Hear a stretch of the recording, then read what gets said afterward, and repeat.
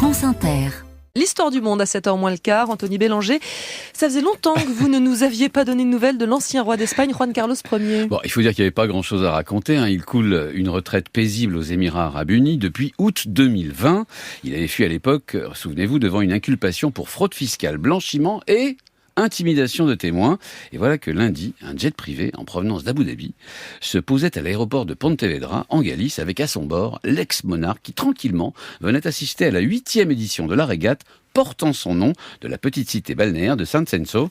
Pour être tout à fait honnête, ce n'est pas la première fois qu'il tâte ainsi le terrain et réapparaît en Espagne. C'est même la 4e. À chaque fois, la destination est la Galice et le prétexte, une compétition ou une rencontre liée à la voile qui est sa passion. Et en quoi cette visite-là diffère-t-elle des autres ? D'abord par sa durée. Il s'était déjà risqué sur le territoire espagnol, mais c'était seulement pour quelques jours à peine. Cette fois-ci, il restera toute la semaine. Et surtout, il compte se montrer, puisqu'il devrait participer lui-même aux régates galiciennes, toujours avec son bateau, le préféré d'ailleurs, le Bribón. Ensuite, parce qu'il entame avec son fils, l'actuel roi d'Espagne, Philippe VI, une sorte de ballet parfaitement chorégraphié, pour la presse évidemment, qui consiste petit à petit, l'air de rien, à se rapprocher l'un de l'autre. Par exemple, jeudi, Philippe VI ne sera pas seulement dans la même région que son exilé de père, mais à 15 kilomètres ou 20 minutes de voiture pour l'inauguration d'un forum économique. On ne sait d'ailleurs pas encore s'ils se verront. Pourquoi ne peut-il pas revenir en Espagne ? La justice le poursuit encore ? Alors,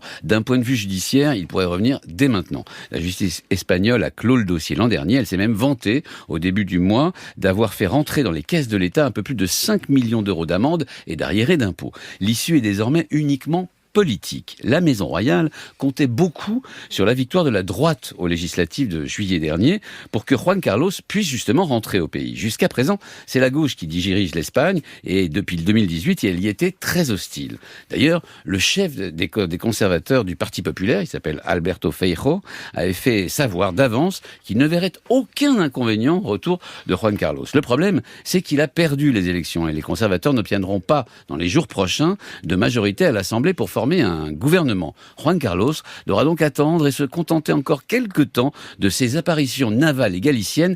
Et puis d'ailleurs, au fait, est-ce que vous savez ce que veut dire El Bribón, le nom du bateau préféré de Juan Carlos ? Ça veut dire quoi ? La fripouille. Ah ben voilà. Anthony Bélanger.